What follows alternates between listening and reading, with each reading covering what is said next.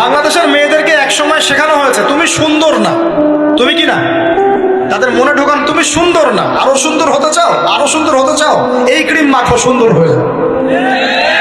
এই একটা কনসেপ্ট ঢুকিয়ে দিছে মাথায়, তুমি সুন্দর না, তোমাকে আরো সুন্দর হতে হবে।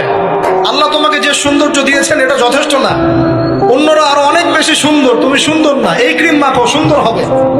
এই করতে করতে করতে ক্রিমের ব্যবসা শুরু হলো। বাণিজ্য, সবকিছুর পিছনে কি থাকে? বাণিজ্য, আর কিছু না। তারপর শুরু হলো যে পার্লার, অমুক ক্রিম তমুক ক্রিম, অমুক সোনো, এই সেই, বাস মেয়েরা পাগল হয়ে গেল। ব্যাস নতুন নতুন আমরা আমাদের সংস্কৃতি ধারণ করে যে কাপড় চোপড় গুলো পরি, কিছু মানুষ শেখালো এর চেয়ে এই ফ্যাশনটা ভালো, এটা পরো। বাস ঈদে ঈদে নতুন নতুন ফ্যাশন আসা শুরু করলো।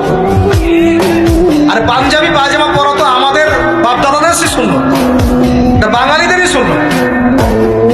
সব বাদ দিয়ে এখন আমরা কি শুরু করছি দেখেন তো। এগুলো কিন্তু মিডিয়া দিয়ে আপনাদেরকে ঢোকানো।